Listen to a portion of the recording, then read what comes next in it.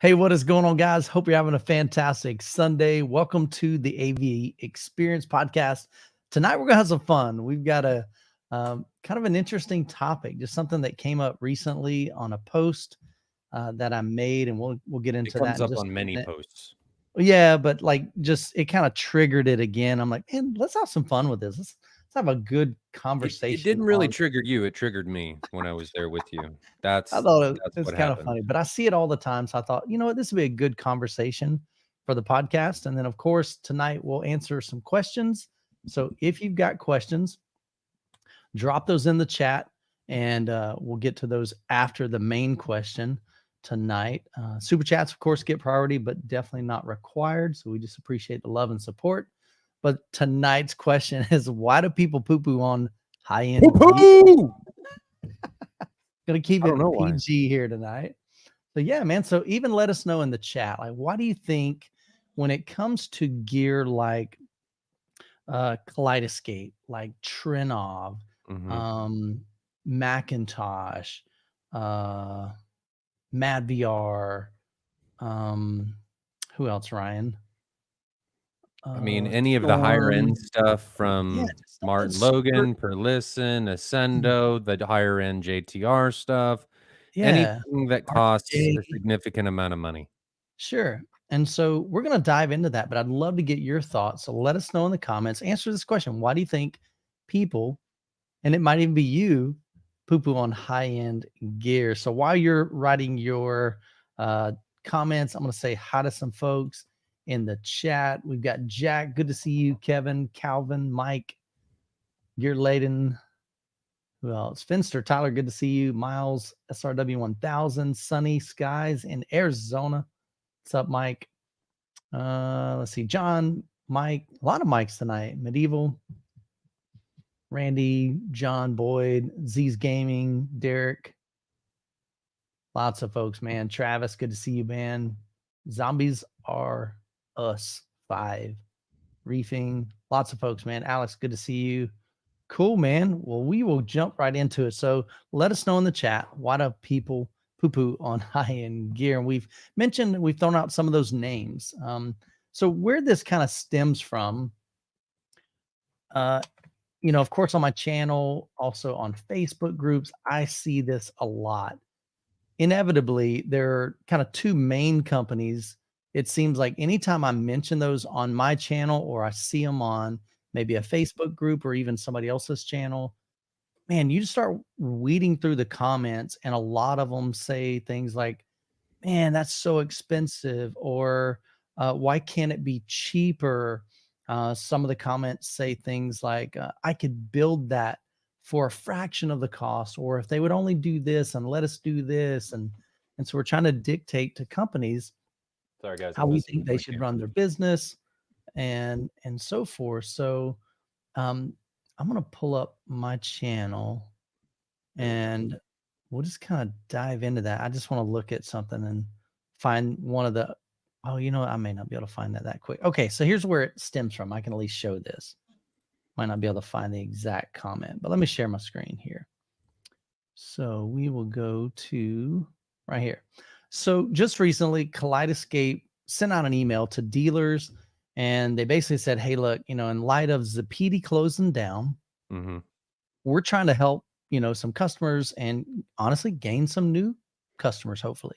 Maybe Mhm. they've been considering Kaleidescape, and so we want to give some incentives. And so they said, if you purchase a Strato C and a Terra Prime server, you're going to receive movie credits, and here's what you can receive. So depending on the size of the server, depends on the amount of movie credits that you can get: $800, $13, $2,000, $3,000, and so forth. And so I posted that thinking, okay, this is just cool, if people are interested in that. And then I started looking through the comments, and I'm trying to find where was the one. Probably should have had this pulled up ahead of time. Okay, here we go. So I think it was this one. So companies like Kaleidescape, MadVR should sell the software. No, this wasn't it. But again, trying to say, okay, here's what I think they should do. Man, oh man, oh man. I should have had that pulled up. I bet it's this one. Here it is. I knew it. It had 10 replies. All right, here we go. So, and not to pick on anybody, but this is just a thought from one of my subscribers. He says, okay, so it was there. I love Kaleidescape. Okay, right here. So he says, a youth man, not that much money though. What happens if Kaleidescape goes out of business? Very legit question. You know, what happens to the digital content that's stored in their cloud or on your server if you got a Terra server? Those types of things. What happens to that if they go out of business? Nobody knows how we will be watching content in 5 years. So it's a lot of money to invest. 100% agree. 100%. So does the hardware really have to cost that much?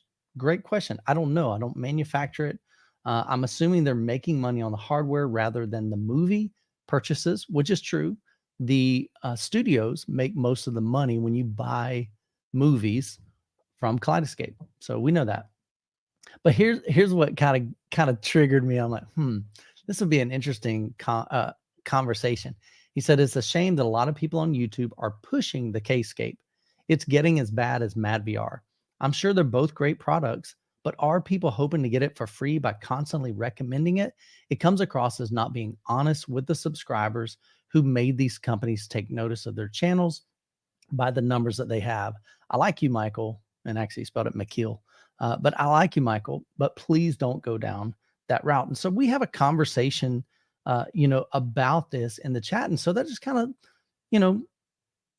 got my wheels to turn. And why do people poo-poo on high-end gear? And so let's enjoy that conversation. Ryan, what are some of your initial thoughts on that? I know I've got some. I can't hear you at all. Ryan just moved his studio downstairs. It says you're muted. Here, I'm gonna unmute you. There we go. Hear me now? Yes. Okay. So I think this is a couple different things. One is I don't think people realize how expensive some of this stuff is. Not only people equate the markup just in the hardware that is part of the product. Like you got to realize, let's take, I don't know, a speaker, for example. If we look at a really high-end speaker, right? I'm not going to name brands, but let's say that speaker is $10,000. Sure.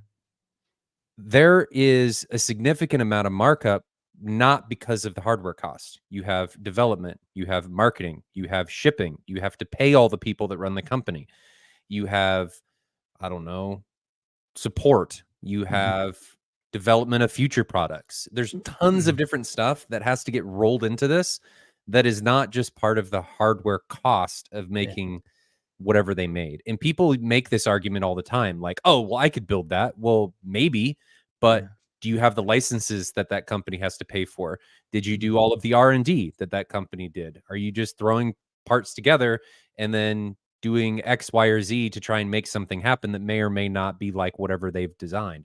So people have a tendency to forget that there's so many other variables that go into the cost of a product that have to be accounted for in the MSRP. In the audio world, or even in the video world, part of that is distribution, the dealer network. All of those have costs. And as you move up the chain, right, you're adding more and more costs. That's why companies that do a customer direct model are typically able to provide things in a much more reasonable cost. But a lot of times when they do that, their margins are much, much thinner than in comparison to somebody that runs through distribution and a dealer network. So it's really important that people realize that this isn't just about how much the cabinet costs of a speaker, the drivers or the terminals or whatever you're doing. There's a lot more that goes into that. And some products are egregious, right? Some products, like virtually any cable, as an example. I worked at Best Buy eons ago. Me too. But one of the Best Buy discounts you get was 5% over factory. So whatever Best Buy paid for that product, right, you would get it for 5% more. If I looked at like a Dynex cable, Dynex is one of their in-house brands, or even Insignia, and you did a customer or an employee purchase on that, a $30 cable would be like 80 cents. So There's a lot of things that go into this, and I'm not saying that speakers are that bad or a lot of the stuff in the audio industry is that bad, but some things are marked up way, way more than others. And it just depends on whatever the company is doing. And it also depends on where the company is making their money. So if we look at Kaleidescape, for example, Kaleidescape doesn't make really any money on movies. Right. At least that's what they say. I Yeah. believe them. I mean, a lot of that's going to go back to the studios. Yeah. So they make their money on the hardware sales. And if they are paying or selling things for razor thin margins, how do they support the company? They don't. Right? It doesn't work. So you got to remember and take all of this stuff into account that these are how these companies operate, and it's for better or for worse. It is what it is. And I understand that people don't like expensive stuff, but that doesn't necessarily make an expensive thing bad, right? Just because it's expensive doesn't mean that it's bad. And whether or not you agree with that, or whether you think it's bad or not, we could have a conversation about that. But as Kaleidescape is an example, just staying there, I wholeheartedly believe that Kaleidescape is the best source. Like, it is, as far as video is concerned. I don't know of another, unless you're going DCI with like a DCI projector, which is like I don't know, like a tight knit group. Talk about clicks. You have to know or be in the movie industry to be able to get into it. Even if Other than that, yeah, even if you have the money. Other than that, I think it's the best source. And people are, Herc's like, Kaleidescape is ridiculous. It's a $300 hard drive and a $200 player. Dude, I get it.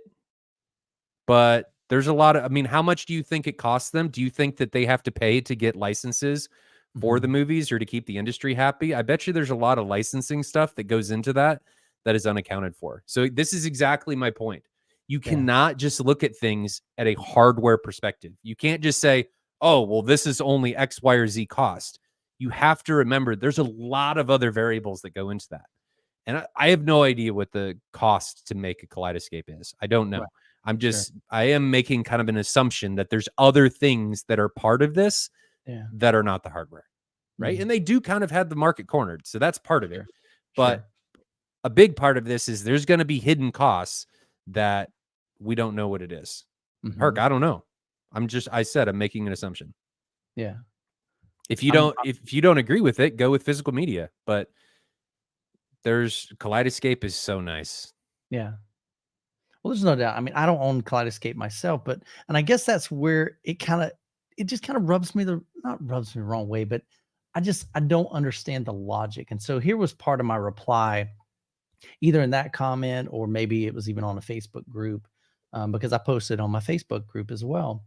And my logic was, okay, I don't have Kaleidescape, but I absolutely love what it brings to the table. I've been to Ryan's home. He's got it. I've been to a bunch of home theater tours and I've featured those on the channel and they've got it. It's super easy to use. It just works. It's convenient. You can be at the grocery store and go, hey, babe, I want to watch a movie. Boom, it's downloading. And then now with the fast servers, that's not even an issue because you can download them like 4 minutes, 5 minutes, something like that. So the user interface is just really easy to use. You don't have to think. You just do. Now, Yes, there are other ways that you can take your 4Ks and Blu-rays, you can rip them and Plex and this and that, and that's cool. But my thought is, just because I don't have Kaleidescape, why would I get mad? Or why would I say, like, just kind of dog it because it's expensive? I didn't understand that. Do we do that with Ferrari? And that's what Ian says. Yeah, but I think the point is that I'm willing to pay that a cost for ease of access, right? I've done the Plex route. I've done Zdo. I mean, I've used all of them. Yeah. And as I've gotten older, I value my time more. I'm willing to pay for that, right? It makes it easier because I'm a dealer, but I'm willing to pay for that convenience. I don't have to maintain a Plex library. And people are going to say, oh, well, you don't have to do anything, man. What happens if your NAS fails? What happens if I don't know, your Plex that time like a year ago when Plex the update just crapped everybody's library and most of people's libraries was unwatchable, right? There's a bunch of stuff that I don't want to deal with anymore. And Kaleidescape allows me to just not worry about it. And yeah, the Kaleidescape could fail, but it works. So I'm willing to pay for that. Is everybody willing to pay for that? No. And that's okay. That is perfectly okay. I totally get that. I'm willing to pay for it because I want the convenience. Oh, this is interesting. Now, I've been starting a bunch of it because I want to share what you guys are saying too in the chat. You your have thoughts. started a bunch. Yeah, I did. And again, they're not questions, so we don't have to answer them, but we can go through them. If it was really that cheap to do, way more people would do it. I like the logic there. That's pretty intuitive there. Here, let me just put a couple up. So if your internet goes, hold on. If your internet goes, so does all that. Kaleidescape, no. Well, kind of. I mean, if you haven't downloaded it, yeah, it goes. But if it's on your drive, then it works fine. Yeah. What we don't know is if they went out of business, like what happens to the user interface and the metadata. Does that still function? You know, the movie's there. It's probably syncing up with a database. No, it still does. It downloads all of that. Okay. I can use mine offline and get the same experience. Oh, I see. That's fine.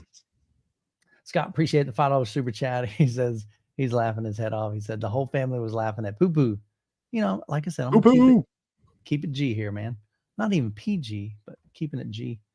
We're all tuning in. Good to see you guys, man. They're killing it with their podcast. Dude, he's doing 2 podcasts a week now. So go show them some love. Living It with Scott and Kat podcast. Having fun over there.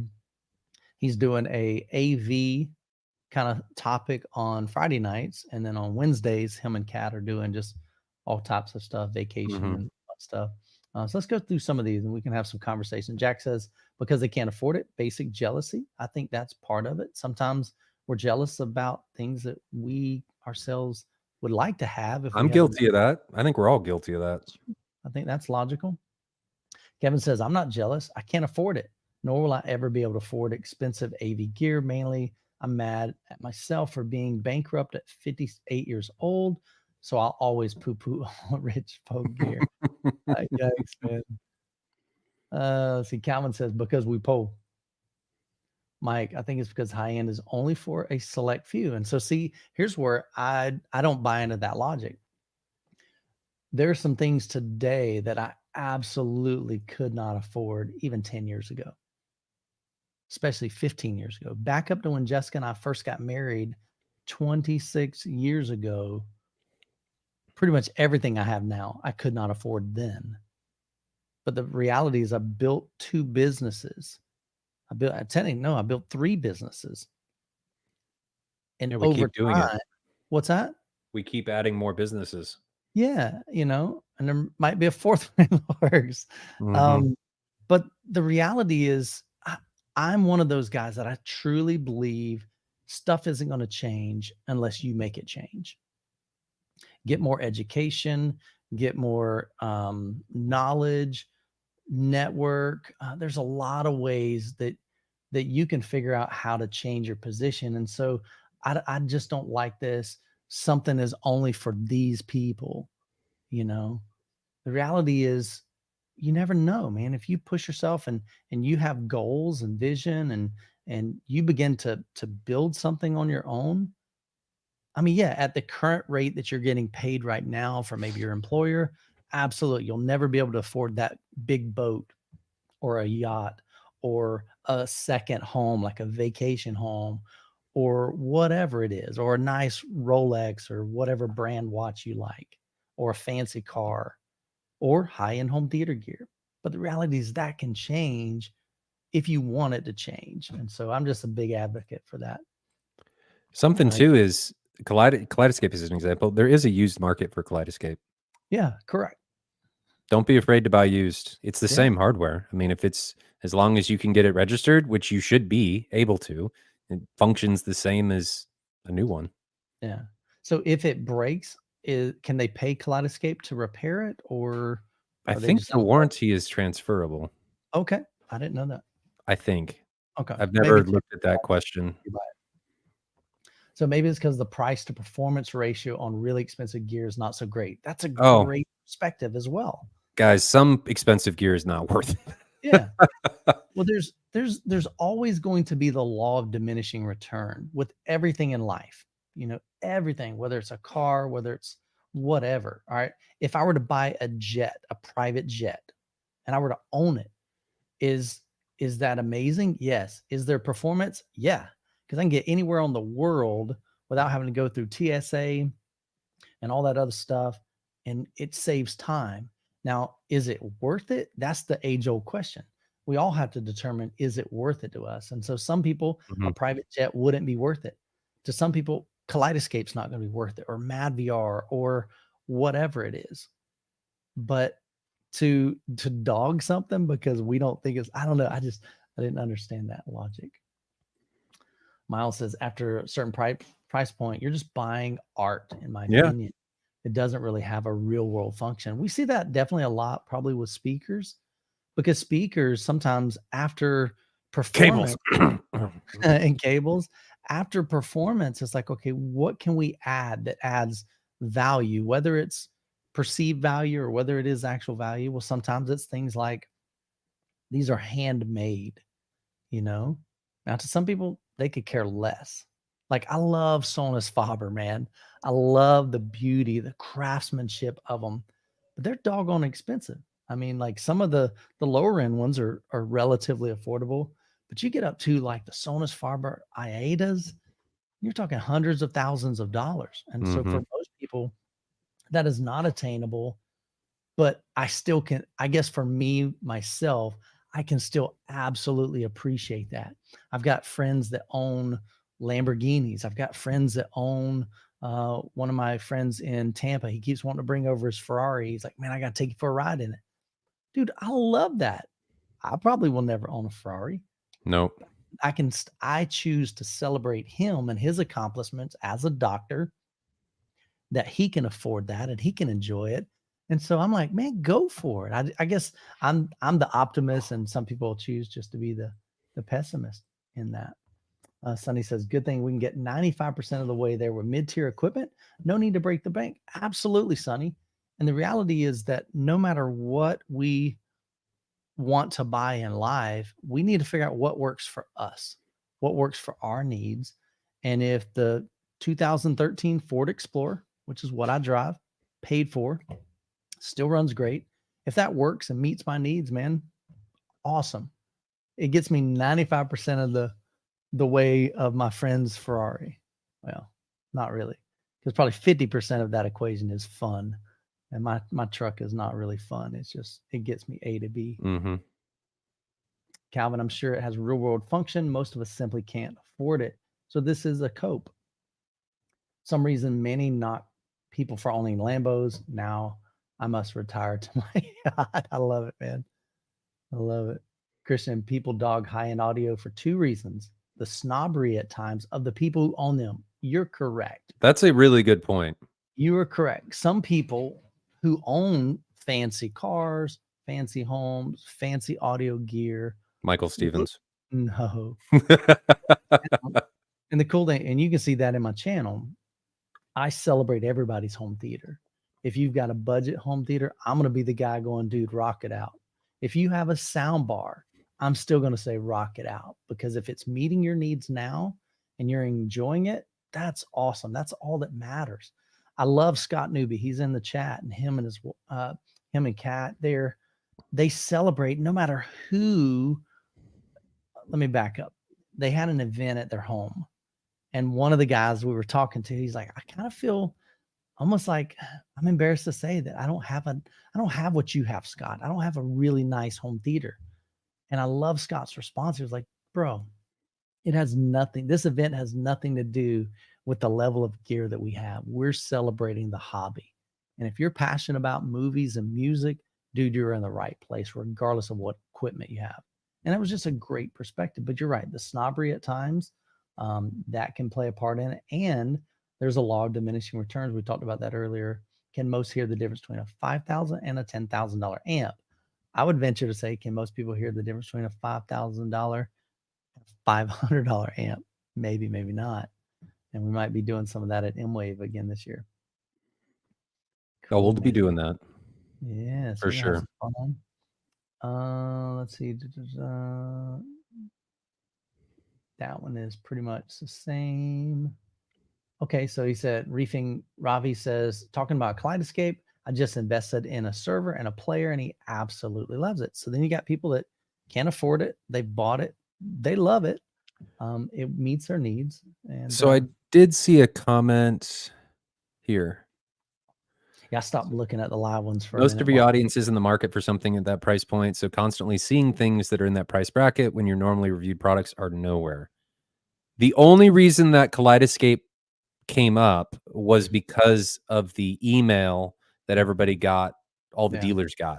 And I shared it with Michael because, you know, it was something that they were offering, that if somebody was looking for something, we wanted to make sure that they were aware of. That's really all it came down to. It wasn't anything of, you know, trying to shill or Michael's trying to get a Kaleidescape on his own. Yeah. It had nothing to do with that.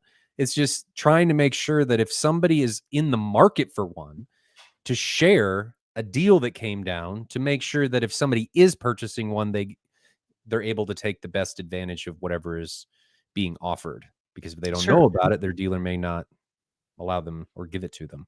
Yeah. And so I want to even address this last part. It says, so constantly seeing things that in that price bracket when your normal reviewed products are nowhere. Now let's be realistic about that. Look at my channel. And I don't know if you're saying mine in particular or if you're saying across the various content creators that we make content on home theater. But I think I'm up to like 886 videos on my channel. What percentage of those do you think that I'm talking about Storm Audio, Kaleidescape, Macintosh? If I had to guess, less than 5%. I mean, I've got 96 videos, I think, on clips. Those are super affordable. I've done stuff on Martin Logan's affordable series.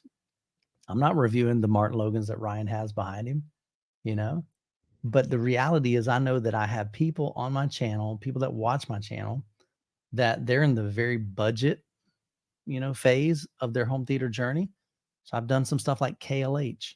I've done some stuff like Polk Audio, stuff that's super affordable, mono price. There are a lot of people in the mid tier, you know, a couple $1,000s might be their budget for some speakers. And so we've got some nicer things like Arendal. We've got some the higher end clips, the RF73s that I've reviewed, the Martin Logans. They're probably in that price range. And then you've got people that are in the higher tiers. So I've reviewed some speakers from Sonus Faber, which were 12,000 a pair, man. That's a lot of money, but they were gorgeous. They sounded amazing. They look really cool. And that was just a fun system to review. And so I know I can't be all things to all people and offer something for everyone, but I try that with my channel. I try to make content that is beneficial to people that are in all of those stages of life, regardless of your income, regardless of your budget. So yeah, so again, I'm not sure, Martin, if you're referring just to me or across the platform. So, but I've got a ton of content in all different price points. And so you'll see that it's, you know, it's not like, and here's the other thing too, just because I own JTR speakers, I realize JTR isn't going to be in everybody's budget for sure. But that doesn't mean that I'm not going to review, let's say, I don't know, SVS comes out with a brand, they hadn't come out with a new speaker in a long time. But let's say they come out with a brand new speaker and it's going to be super affordable. Dude, I'll be the first to raise my hand and say, SVS, send it my way. Because I know some of you, that's going to meet your needs. And I'll be glad to celebrate that if it's a good speaker. I have no problem.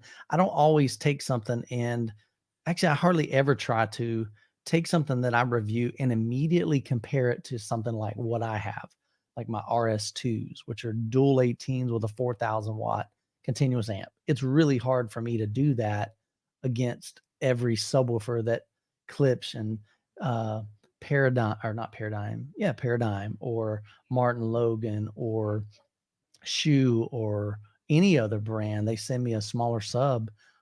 Why would I necessarily compare it to that? I want to try to compare it in its own regard, if that kind of makes sense. So hope that made sense. I'm unstarring some of these. Yep. Another owner of Kaleidescape, Steve from Home Cinema Gurus. Good to see you, man. 11 Kaleidescape. Let's see. I think I saw super chat came in from Eddie. Cool. Yeah, let's go ahead and hit this one. Then we'll come back to the topic. Eddie, appreciate the super chat. Looking for a 15 or 18 inch in the $2,000 or less. Room is 13 by 33. Pretty big room. 7-foot ceiling, sitting 7 feet away, so he's close to it. Looking for chest slam and big output for home theater. SVS, monolith, shoe, man. You're naming like a lot of good brands there, or something else. So if he's got $2,000, I'm a big fan of 18s, man. You've got a big room. Even though you sit close, you still have a big room to fill. But where can you get an 18 for that? I don't without know. building one. Yeah. How much is Rhythmic? Because SVS doesn't have anything. Let me look up shoe. Research. I think they may have an 18 in that range. Let's look at true subwoofers.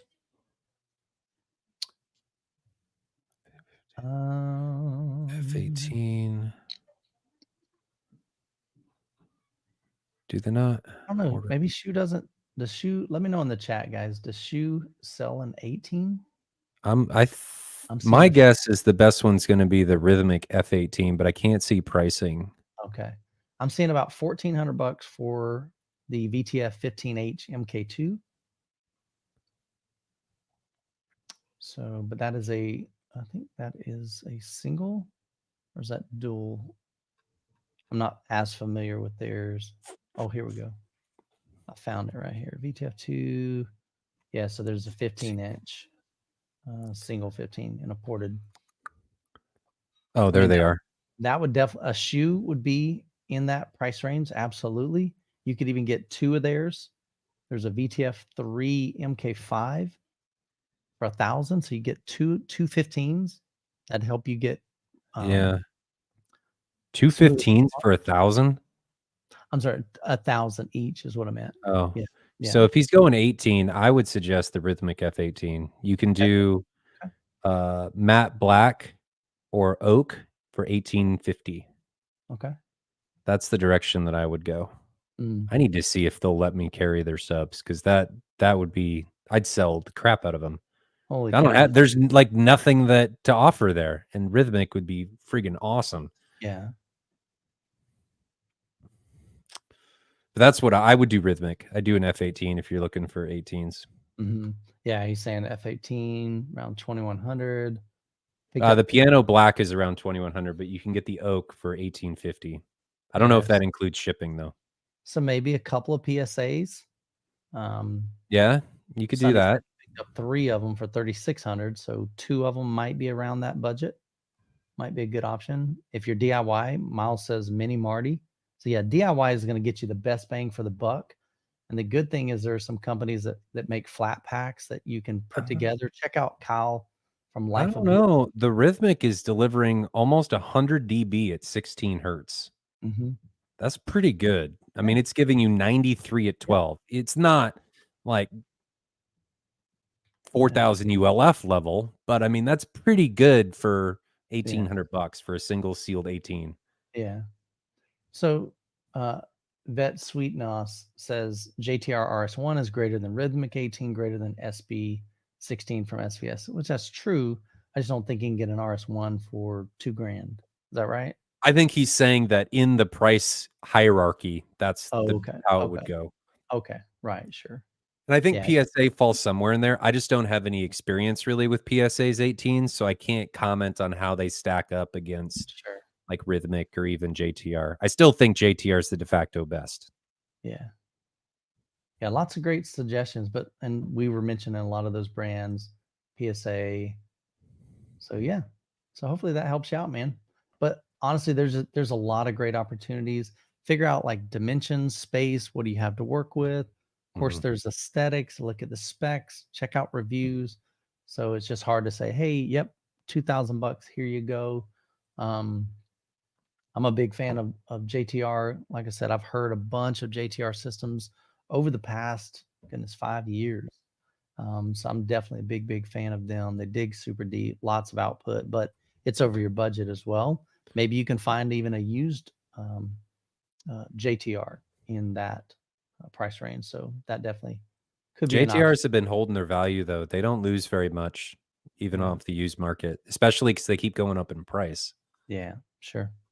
Hi, Finest. Appreciate the $10 super chat and bringing us back to our original conversation. A Camry will take you where you need to go, but it'll never make you feel the way that a Porsche does while in transit. Neither deliver anything different. It's the experience from buying to maintaining. Wow, that's really cool. That's a great thought. And so some of these brands are, again, prime example. So even thinking Mad VR, Mhm. you set up the Mad VR, or Ryan sets up the Mad VR remotely for you, and it just does its thing. So I think you bring up a good point that, and he does too. Buying expensive gear is as much about the experience as it is about the gear.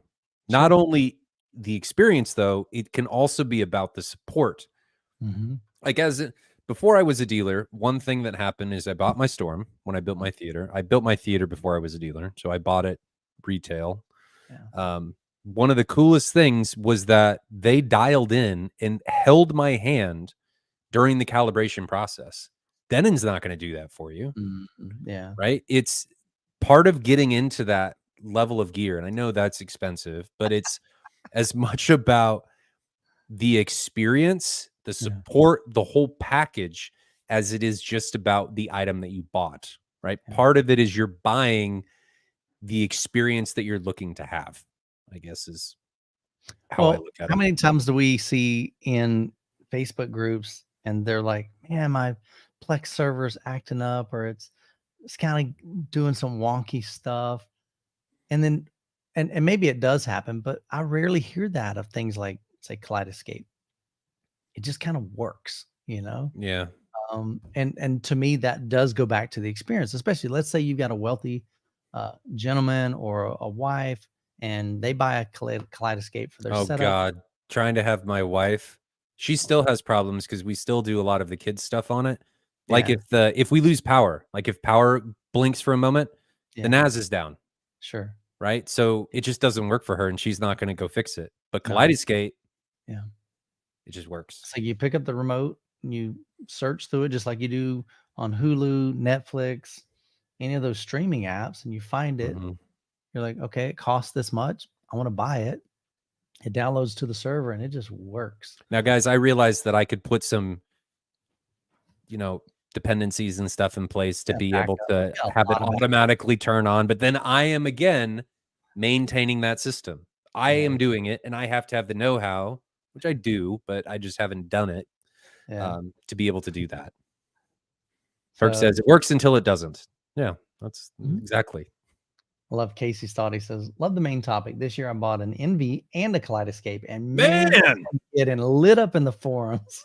He said, I need a safe space. And see, to me, that shouldn't be the case, regardless of what he ended up buying for a system. Why can't we just look at Casey and go, Casey, you just bought um a Panamorph lens. Those are expensive. But dude, I'm so happy for you. I don't understand that. What if he bought a Christie projector? Dude, I'll be the first one going, man, I want to come over and see that Joker. I bet that's amazing. He just bought an $80,000 projector, or $100,000, or $200,000, or even more. I want to celebrate him. I want to celebrate the hobby, not go, oh man, that thing's trash. My JVC's got way more performance to, value to performance ratio than your whatever. And I just, again, I just don't understand the logic, man. But that's super cool. I appreciate you, man. Herc, Um, I'm gonna revisit this because you say I wouldn't buy yeah, a Kscape because it's less lossy than DVD. It would be for the convenience not being able to look through DVD at a brick and mortar anymore is heartbreaking. Mm. I don't agree with the fact. Thanks, love. He's saying it's less I lossy do than not agree with the fact that it's less compressed than, or that it's more compressed than a DVD. Yeah. They're going to be That doesn't even make sense. near identical, or Kscape is going to be better. It's not better on most content, but it is better on some. But it is virtually identical to the disc release. And I'll be honest with you, I'm not one of the guys that says, okay, Kaleidescape, you know, if you compare that to a 4K physical disc, you're going to be blown away, man. This thing is leaps and bounds, better visually, better audio. I'm just saying it's at least equal to what you can get on physical media. Yep. And it just adds a ton of convenience. And if There you're are willing to there pay are for some it, there that's are what I'm some saying. pieces File of content sizes that are yeah, worse. I get it. The file size is going to be bigger. Can you see that or hear it? I don't Probably know, not. you know, but it's a higher resolution or less compression or whatever. But you may not be able to see that. But again, I just don't understand the logic of saying, "Oh, that's crap." Another super chat. Appreciate it, High Finest. He says $10 super chat. No dream is too big. Guys, I'm gonna tell you right now, I've been going through a devotional called Dream Big because I'm not used to dreaming big. I come from a little city called Plant City. It's funny, Ryan had a chance to come over to my home and I said, I'm gonna take you through Plant City, give you the tour from the way from the airport. Great. We did it when it was dark.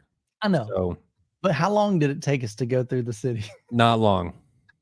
It was like 4 minutes, man. We're But done. I do have the city that I used to live in is smaller than Plant City.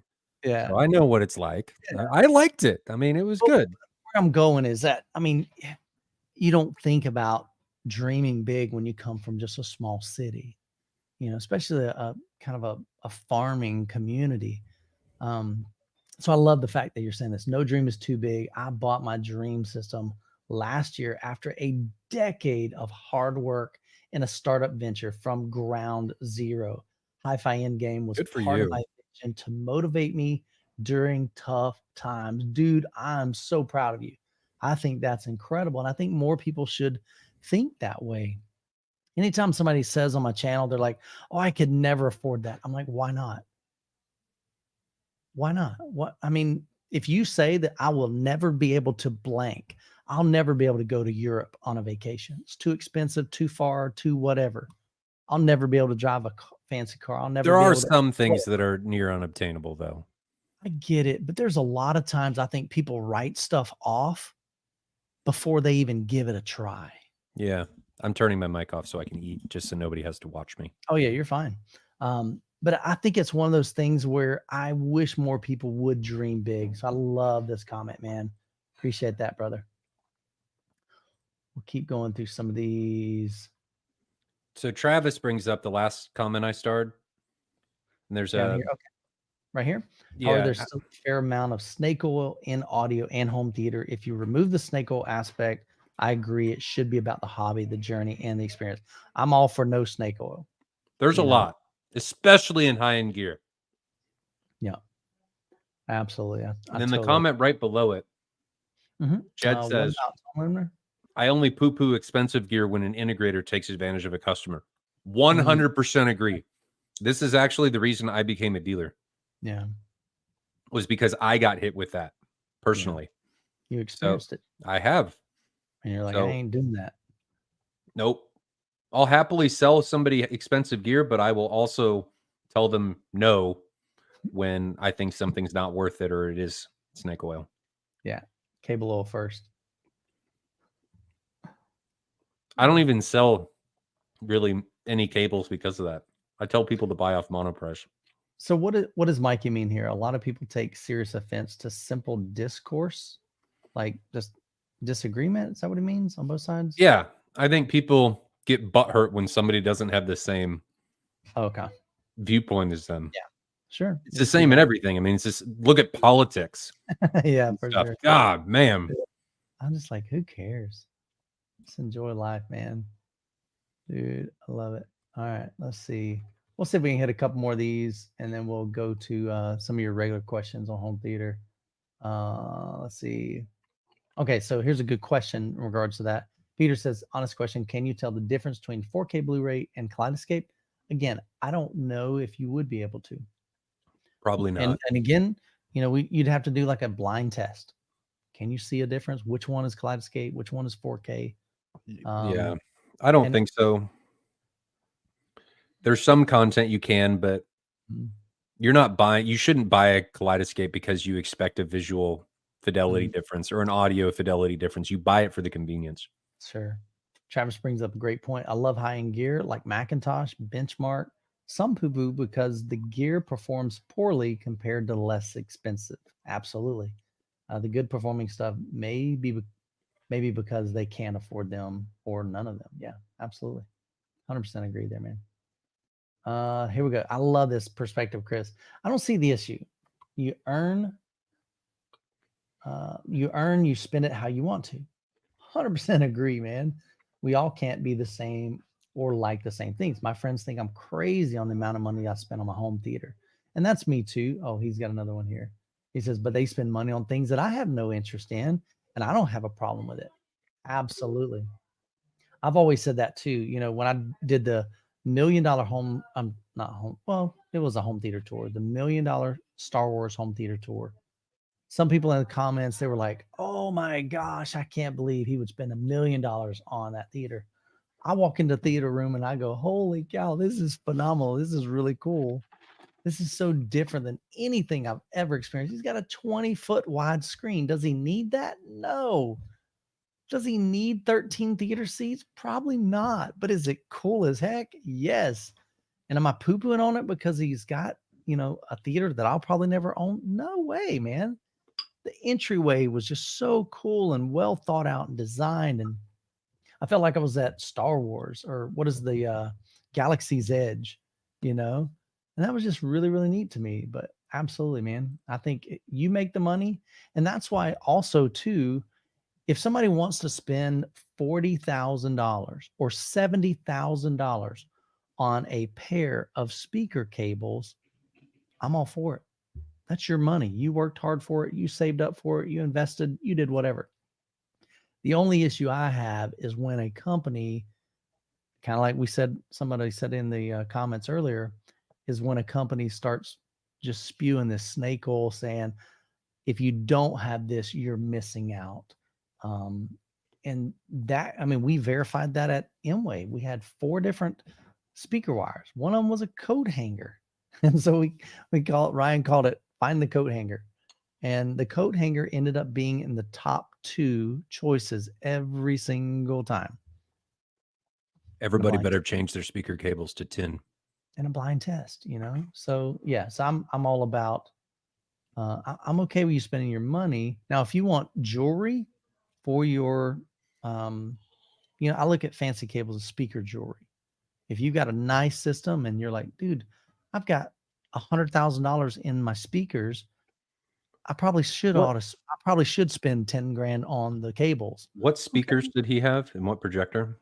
So he had the GTZ 380. So that's about $100,000 projector with the lens. And he had Wisdom Audio. So those are about $20,000 a piece.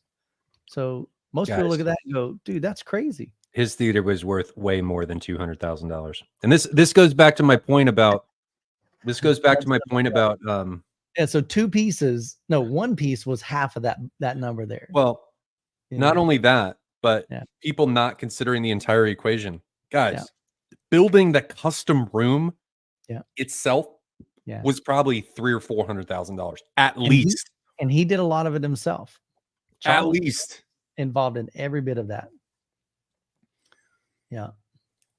I'm not sure. What are you looking at? He says, I'm looking at one now. Whack. It's $45,000 refurbished. He didn't buy it refurbished, dude. He's a millionaire. Why would he buy refurbished? He bought it brand new. So, no, Jonathan did not get kicked off the show. He had family obligations last week, and I'm not sure what happened this week. I think he's trolling you. I would just yes, he did do a lot himself, 100%. But yeah, he's got a Trenov Altitude 32. That's what, almost $40,000.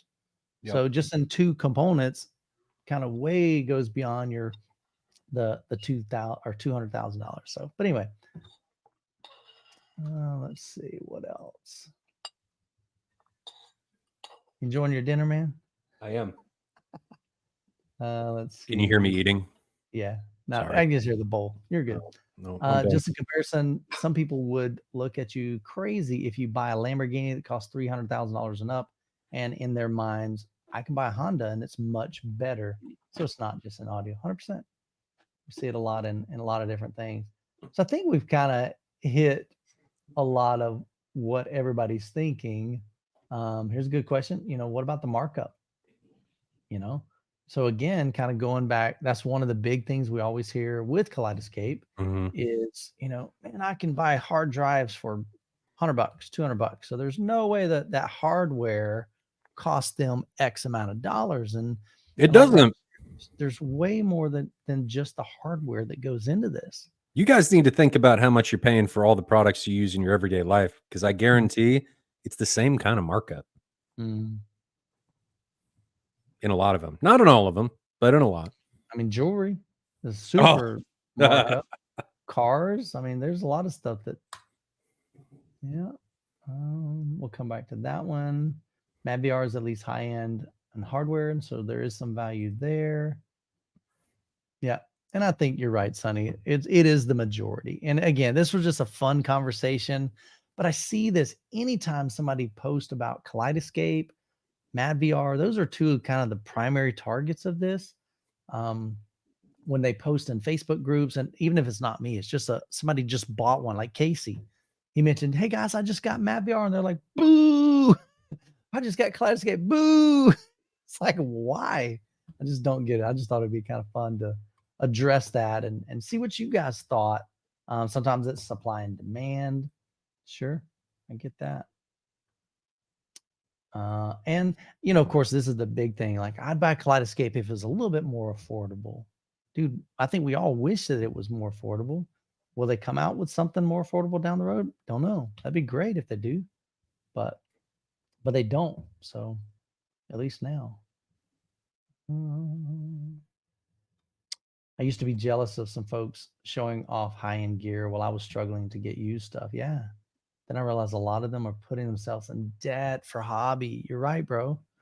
There definitely are some folks that, and we see it again. It's not just our hobby. It's every hobby. I don't get impressed when somebody posts on social media. And here's the thing too, be careful on social media, man. You can become depressed real quick looking at other people and comparing your life to theirs. Don't worry about how somebody else is living their life, because you're right. It could be a whole lot of debt. They drive this fancy car, they live in this fancy home, but yet if they wanted to spontaneously go on a vacation with their family and take them somewhere, they couldn't. And so you choose to live how you want to live. If you want to drive like me, we have our only debt that we have is our house, and we're paying it off early. Long time ago, man, we were broke as a goat, and I just got tired of being broke. So the biggest thing we did was cut up the credit cards, started listening to Dave Ramsey, got on a plan, went to Financial Peace University. He gave us some steps, and we began to follow those. And it took us, I think, 6 years to pay off $50,000 in consumer debt. That included 2 vehicles, and they weren't high-end vehicles. They're just normal. I had a minivan, for goodness sake. Paid off 2 vehicles. We had student loans and a little bit of credit card debt. And we didn't even own a home. That's what was crazy. So yeah, so definitely. So try to, man, do your best not to judge your life and look at somebody else's. Man, social media is it's a joy sucker sometimes. How about that? Is the deal still available? As far as I know, it still is.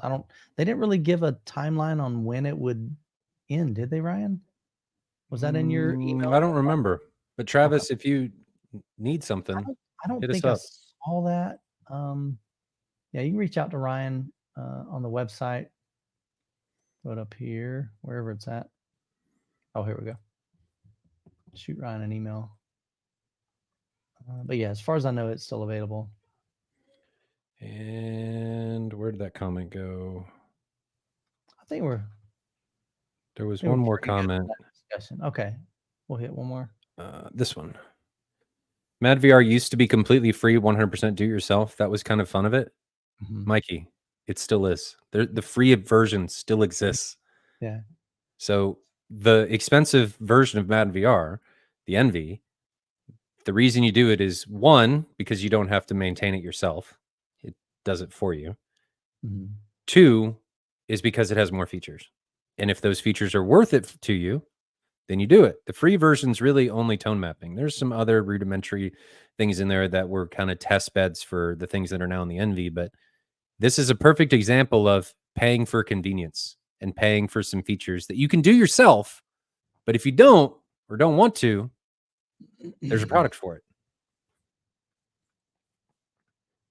All right. Well, I think we've kind of covered that whole topic pretty Time for questions. Yeah. So if you got questions, drop those in the chat. We've got a bunch of them that are already starred. Just throw this up here real quick. All right, let's get to them. So before I even do that, I just want to say thanks, man. I love having these conversations. I appreciate the fact that you guys literally are tuning in. There's 207 of you right now from literally all over the world. And I enjoy hanging out with you, and I appreciate your just the camaraderie that we share in this hobby, and even the occasional banter, like, because we all have different opinions. And as long as we can do that respectfully, man, I am 100% for that.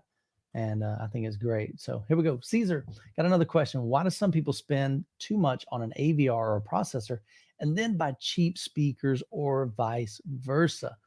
Dude, absolutely. Part of it, I think, might even be just planning. Sometimes people, they get their eye on something, they get excited about something, they save up and they buy this, and they're like, oh shoot, I forgot I need money for this. Sometimes it's that. I think the other thought is sometimes it's just a progression. You buy what you can afford at the time and you use what you have for however long until you save up to be able to upgrade those other options.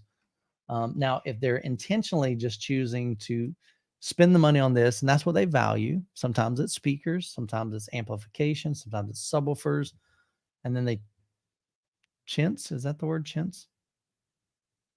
I don't know the right word. Anyway, they skimp on, so they don't put as much money into, another part of that equation.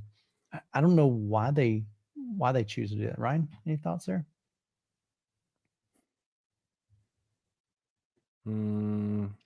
Sometimes you don't know what you don't know. I think that's a big part of it. They'll buy nice speakers, but they've got this subwoofer that still works good that they bought 20 years ago. That's a 10-inch with a 100-watt amp, and they're like, but I hear some rattling in my kitchen, so it's good enough, right?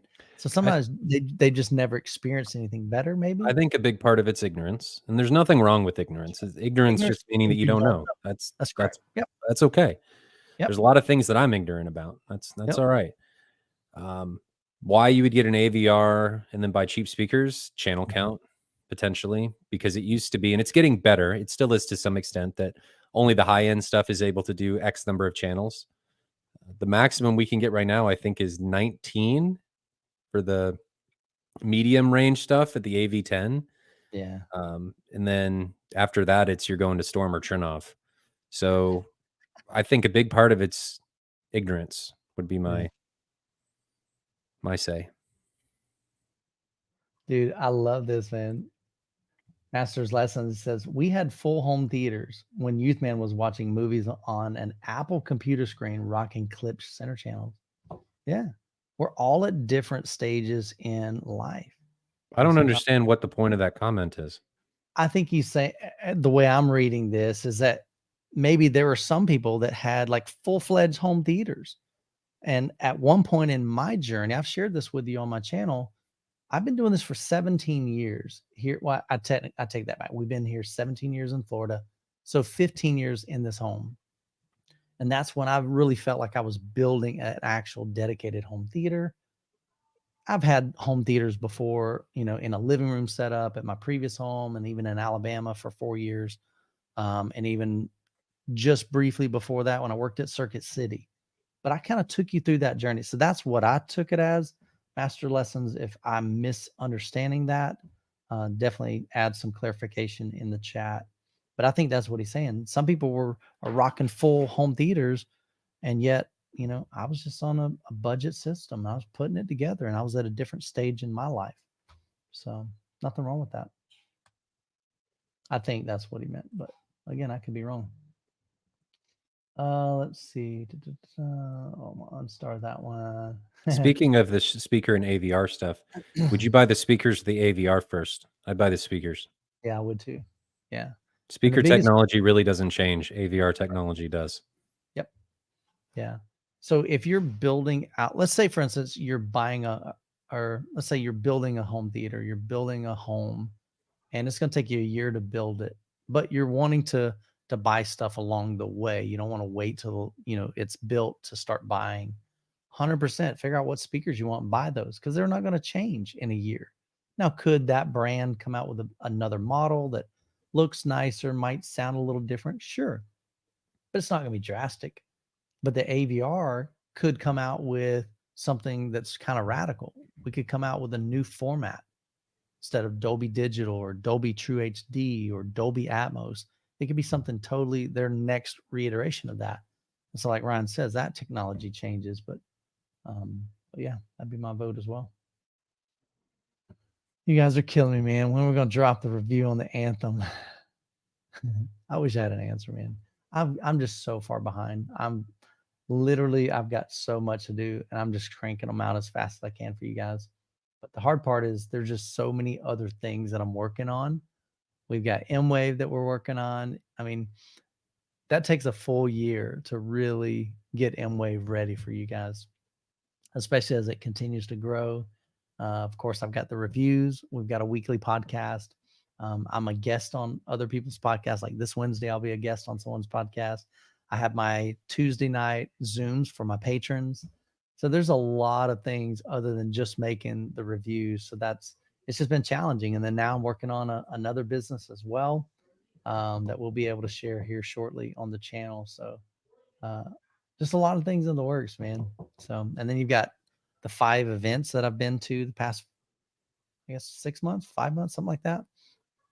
So a lot of things, Cedia. And then on each one of those, I had sometimes 10 to 14 videos from the event. So it's coming, man. It's on the list. And you know, some people speculate, they're like, oh, it must be junk, or he must be having issues. No, I haven't hooked it up. Ryan saw it. It was literally on my floor waiting to be hooked up. And so part of me, before Ryan got there, I was like, oh man, yeah, I'll go ahead and hook it up and get it all set up before he gets here. And then I'm like, wait a minute. What if I screw everything up? Or what if it takes a whole lot longer and then we don't have a functioning system when he even gets here? And we didn't even get a chance to. I don't even think we turned anything on. No. We were trying to calibrate that thing and having some issues. Smock says, question, would a Synology NAS connected to a Z1000 Pro, not in the US, be a good option for storing and viewing personal media? Or can I use hard drives connected to the Zadu with the same experience? You can do both. I would encourage you to wait for an announcement that's coming from the industry, I think on Wednesday. And Youth Man will be bringing it to you. Yeah, you should wait. Watch the channel. Yeah. But yes, that's both of those will work. Just you should wait until Wednesday. Hang tight. Might have some exciting news to share. Matter of fact, I will. So, Grave Danger, what do you think about room 10 at Cedia? That was Anthony Grimani's speakers. Great setup, man. That was the first time I'd had a chance to hear Grimani's speakers. Incredibly detailed, just a well-balanced room. So I probably would kick up the bass a little bit more, but that's just me. But it wasn't lacking. So that was a great setup. They were having some issues in that room with the panels, like the advertising panels around the room. They were supposed to be acoustically transparent, but they were not. So they really had to push the high frequencies, and it caused a little bit of distortion. So that was unfortunately intentional in order to get around an issue. So I'd like to be able to hear him again without that problem. Yeah. They didn't know that was going to be an issue. Yeah. Chuck, I love this. He says, what got me back on this journey 3 years ago was finding a Youth Man deal on a set of Paradigm 80 and 20 V2s for $80. That's awesome, man. I've acquired several more V2s since, but still using a $400 AVR from Yamaha for now. Nothing wrong with that, man. That's awesome. For many, many years of that 15-year journey, I spent with used gear, and there's absolutely nothing wrong with that. Oh, yeah. Mikey says, wait until Wednesday. Oh, man, what is this hype? You'll find out, man. I've got to edit the video. So you'll see. Got some cool stuff coming in the pipe. All right. Okay. Let me go back to Star. Ryan, if you'll keep lookout for those. Hey, I'm not really going to star very much more. Okay. Yes. Yeah. We're at an hour. Yeah. So Michael and Ryan, I'm running a 7.1 with Polk monitor, 60 fronts, left, right, Polk T90E for surrounds, and Polk CSII center. What Polk Atmos speakers would you recommend? Oh, I'm not as familiar with Polk audio. Let me go to their website. I'm up here.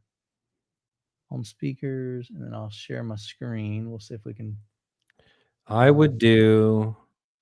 Are you able to do in rooms? Like, could you do on ceiling instead of in ceiling? Oh, you're talking about like some bookshelves, maybe like the R200s? Yeah, I would do the R200s.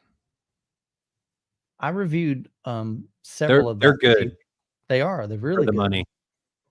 I reviewed these right edition. here. Yeah. I reviewed the 700s with, I think, the R200 bookshelves, and then the matching center channel, which was the 400 here.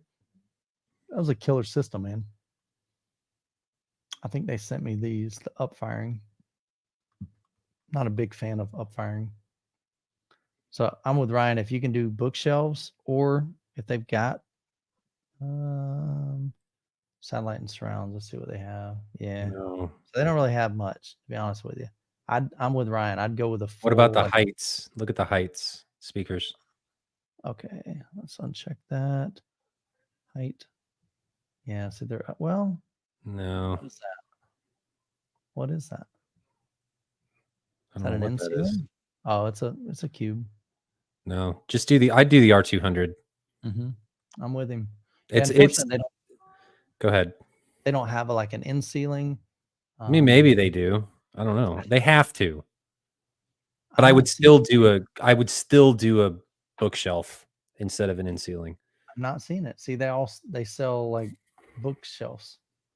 So yeah, I don't think they have one. R200. I'm down with that. Good choice.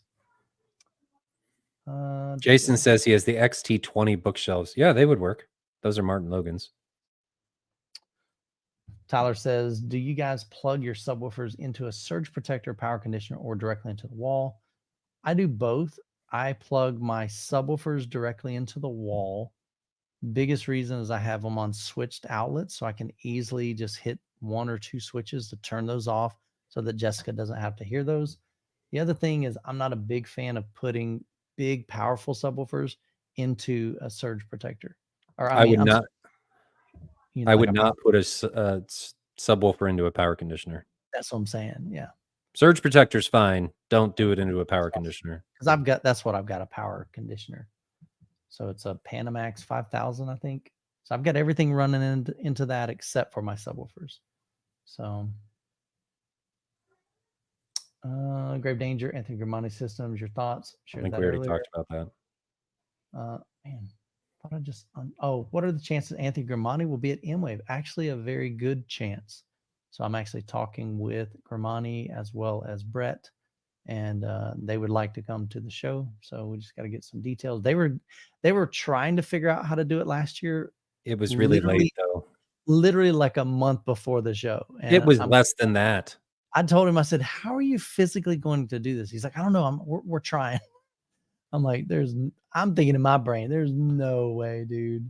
You really, I said, hit us up next year. We'd love to have you. So we may have Anthony Grimani there. I'd love to see a full system. That'd be awesome. Peter's Youthman going to review the Perlison D215S dual 15s in a sealed enclosure. I haven't reviewed any Perlison speakers or subwoofers yet. I've done several videos on the channel. I've filmed at their headquarters. We've done some, they were at M-Wave last year, so we filmed a video with them, and I've heard them. So I've heard them many times. I just haven't reviewed them. They're phenomenal. Cookies. Sorry. What? Wife brought me cookies. Let me see. They're like itty bitty. Yeah, but they're like chocolate chip too, and they're Yeah. Halloween, and I'm over here with water. You Loser. suck. Man. Yeah, now I'm poo-pooing on your cookies. They're hot, so I'll just wait. Wish I See, had people poo-poo on things they don't have. Look, that's what just happened. jealousy, man. Poo-pooing on the cookies. I'm jealous. I would love to have some cookies, but I'm not celebrating you at all today. Dang it. IK, appreciate the $5 super chat. Question from Ignorance. Can I measure how much distortion is in my room to predict how much sound treatment is needed? Keep being awesome. Appreciate the vote of confidence there with being awesome. I try to be awesome. Can I measure how much REW has this capability, but just know that it is a hypothesis. It's an estimated result. It is not 100% certain. So it may get you in the ballpark, but it's not perfect. But REW does have that capability. And when he says measuring distortion in his room, is he really saying measuring the distortion from his speakers? And is that I think he's more measuring like your decay and your absorption stuff. I know, but that's what I took it as. IK, let us know. Are you talking about specifically distortion? Because your speakers and amplifiers and things like that can produce distortion. I don't know necessarily your room can produce distortion. Well, it can. Just depends on how you qualify it. You could qualify distortion as sound waves arriving at the main listening position in inopportune times. That will create a level of distortion. Okay. Yeah. All right. Yeah, I just never thought of that as distortion. So, okay. Or if the room is reverberating at certain frequencies, or I mean, there's all different kinds of stuff that you could qualify that, or like room modes. That could create something. You could have a massive spike at a frequency that may cause distortion because it's too hot. I don't know. There's a lot of things that'll go into it. Yeah. So he says you measure room response, then you put up treatment, and then you measure to see how much better it is, and you start trying to fix more areas until it's better. Yeah. So again, measuring is your best method for sure. But a big part of that's going to be like your RT60 time, and REW can do that. Mm-hmm. Yeah. Are those wet cookies? Like wet base? I love it. All right, here we go. Bruce says, Michael and Ryan, I'm going to be building my subs, going to use the GSG Evolution sealed boxes. Do you guys think it's worth going dual 21s over dual 18s with this configuration? First question, how big is your room? You got those a big 21s are monsters. I mean, they are. We saw them at M-Wave. Yeah. They're like a refrigerator, like literally a refrigerator. Yeah. Yeah, they were almost as tall as I am. I'm 5'11". They were on up there. Probably every bit of 5 foot tall. I mean, it really just depends on what you're looking for. You know, can you get, so I'm assuming he's talking about dual, not two separates, right? Like a dual 18 from GSG. If he's talking about dual 18s. Are you talking about 21s? Yeah, I think that's what he said. I think instead of doing that, separate them. Okay, he should do sealed 24s. Sealed 24. So one on each. So separate 24s in a sealed configuration. You don't have to worry about port noise. Plenty of output because of the size and displacement that you get from 24s. Who would he get them from? GSG? Do they make a 24? Stereo Integrity makes a 24. Okay.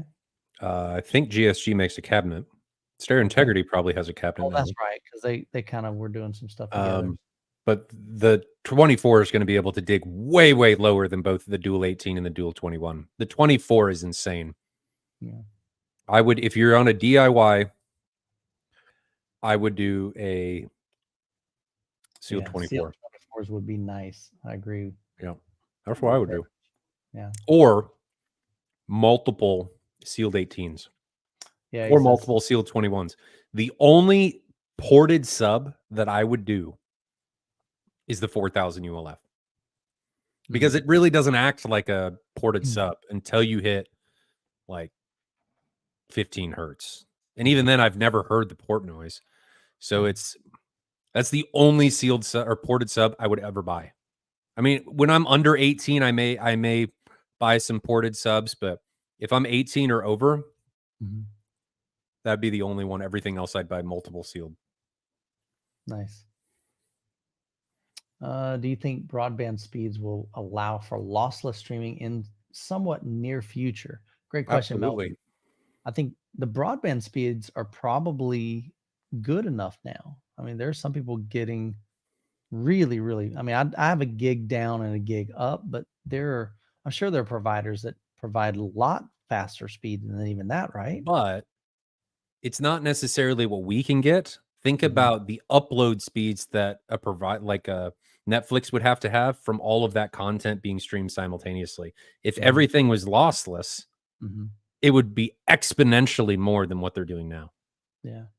Because they have to transmit it and then you have to download it.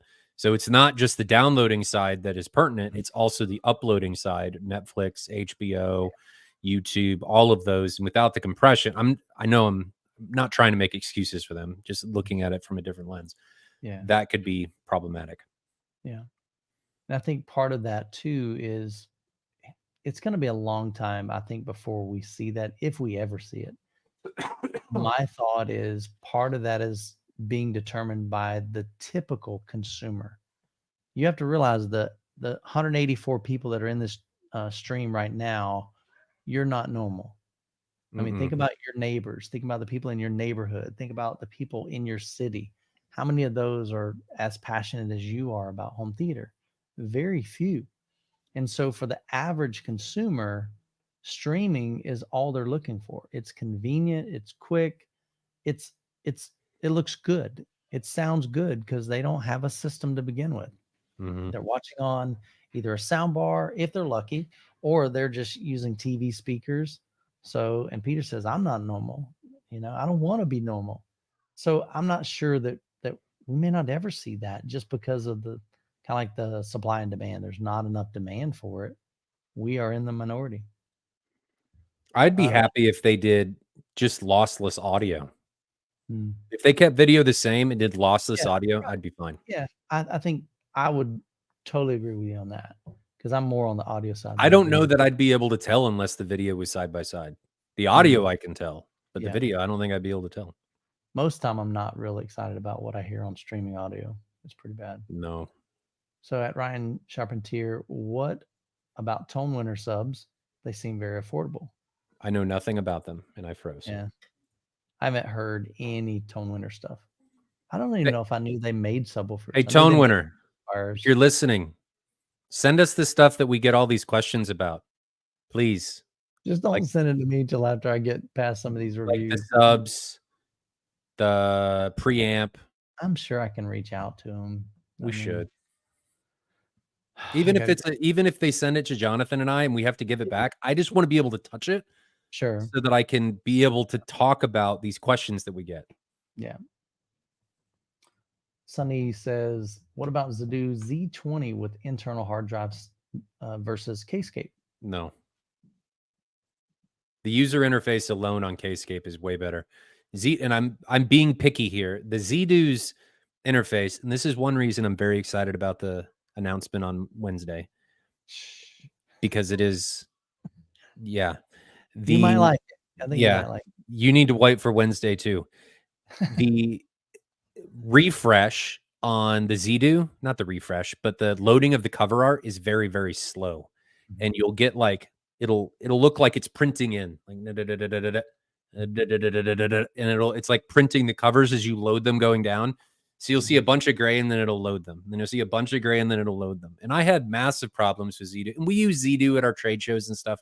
It works. There's a lot of granularity with Zadoo. I think it's a great product for the price point. but I think there's better stuff out there in my eyes. And comparing it to Kscape, if money is not part of the equation, there is no comparison. Yeah. Kscape's just way easier to use. Eric, appreciate the $10 super chat. As living in rented space, I'm looking for a wireless home theater solution. Speakers as in-wall wiring for ceiling speakers are not permissible. Room is 20 by 15-foot ceiling. Any suggestions? Wireless speakers are difficult. I haven't heard Sonos maybe, but can you implement that into a full home theater though? Sure. Okay. I mean, I don't have any you're going to experience. have some limitations, but it's definitely Sonos. People crap on sound bars. They crap on things like Blue Sound and Sonos, but they have their place. Wait a minute. Absolutely. Wait a minute. But normally I would never even recommend this. But there are a couple people that have reviewed it that they said it actually sounds really good. So Sony makes this A9. I mean, that might be something. Let me let's put this up in the chat here, or I mean on screen. Is this the sound bar? No. Might be something just at least to consider. So it's $1,500. I don't think is it 5 speakers, or looks like this is 4 speakers, but it's kind of like a surround sound thing. But I believe this is wireless. Check out Stop the FOMO. I know he did a review of this. And he seemed to really like it. If anybody has heard this system, the Sony home theater A9, there may be another version. Let us know in the chat if it sounded any good, but that might be an option. So, but yeah, typically wireless, they're just not that great. They don't sound that great. The good thing is you should be able to do front speakers, left, center, right. That could be wired. So those don't have to be wireless. If you've got carpet, you should be able to at least run speaker wires along. I always run them, just tuck them in the corners so you can get between the carpet and the baseboards really easily. There's a gap in there that speaker wire just fits really simple. You can even take it like a flathead screwdriver and just kind of gently push that in there. So what a lot of people don't think about, and there's a comment on this, like just by the wireless adapters, they have gotten a lot better. SVS makes one. Martin Logan has one. They have gotten a lot better. The problem with doing those is if I wirelessly transmit to a surround, I now have to have an amp in that location, unless it's an active speaker or a sub. Yeah. Otherwise, it won't work. You need an amp. And then now you're co-locating amps everywhere. And that kind of defeats the purpose. Rick says Nakamichi Dragon could be a wireless home theater solution. So that's a big, crazy, massive sound. Nakamichi, if you're listening, please send us the Dragon. I've never heard it. I would like to hear it, but we get questions about it all the time. Yeah, let us help these people. Looks pretty awesome. As far as a wireless solution, I'd buy Blue Sound and Sonos probably over the Sony. It's what they do, so that's what I would do. Yeah, Pedro says Amazon Echo wireless. Yeah, I don't think I would. Huh? With the remote pods? I'm just imagining a bunch of Alexas. That's what I'm thinking. And maybe I'm misunderstanding that. I just wouldn't use those as speakers. They're not that great. But I could be looking at that wrong. Yeah, Dragon is extremely limited, sold out in hours. Well, all right. Travis says, what is the best looking 55-inch TV that you have seen recently? So my TV experience is pretty limited. That is something I never really got into. For how long did we have?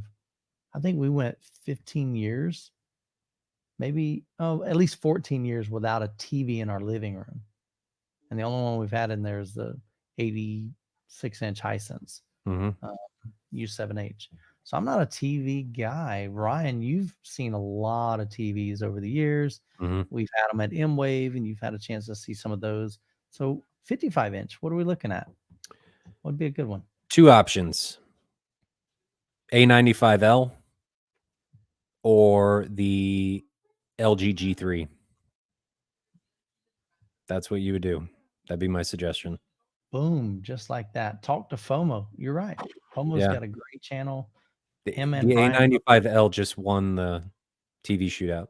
Okay. But the G3, I have a couple G3s in my house. They're Mhm. phenomenal. And I don't think you would notice unless you got them right next to each other. Mhm. They're both fantastic. Yeah. Whatever's on sale is probably what I would do. Kedrick, appreciate the $5 super chat. Looking to finally upgrade to a 4K projector. Is there anything worth getting less than $3,000, or should I wait to grow my budget? Phenomenal question there, brother. Epson 5050 and Epson 6050. End discussion. So we've seen we haven't had those models at Yeah, we have. M-Wave, did we? Yeah.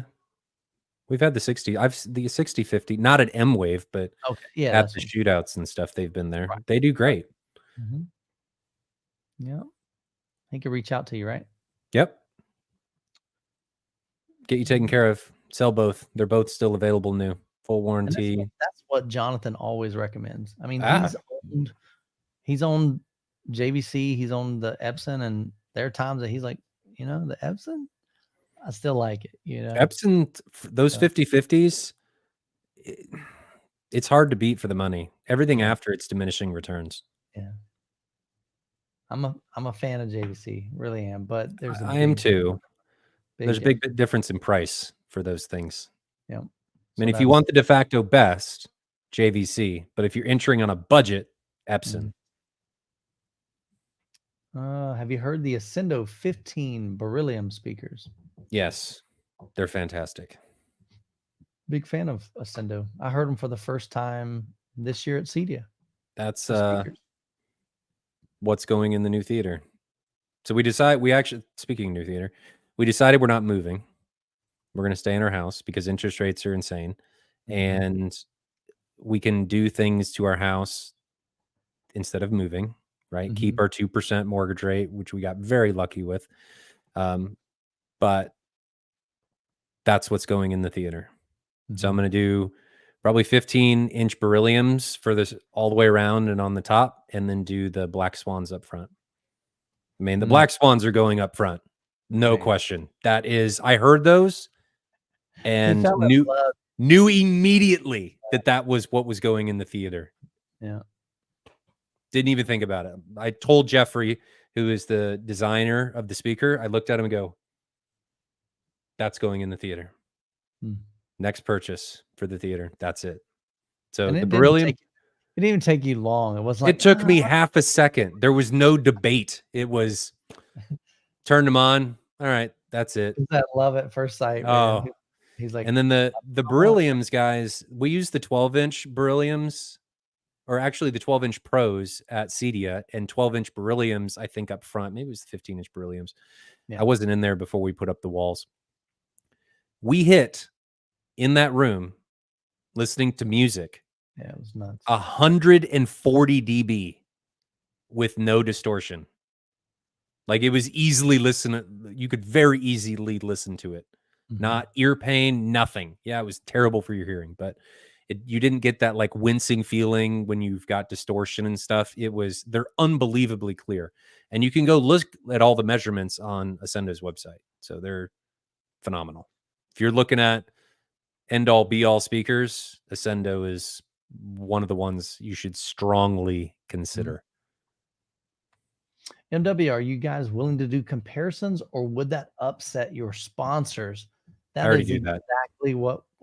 When did you? I already do that. Oh, I was like, I thought you meant like you already addressed it. We did that. Yeah, this is what Ryan has been doing forever, and that's why we do it at M-Wave. My sponsors, we don't have really any sponsors. Well, I mean, he knows that I've got sponsors for my channel. Like Arendelle is a channel sponsor at M-Wave. We even have sponsors there.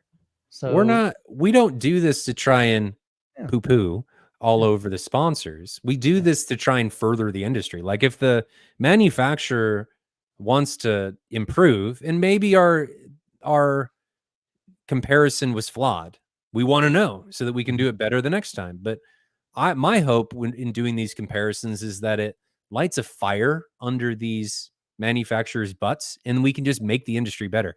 This is a big reason why M-Wave last year was, I put a lot of money out for it because I buy everything, not relying on the companies to allow us to use their equipment, because then I'm beholden to whatever they're allowing us to do. I buy it and then we can do whatever we want with it.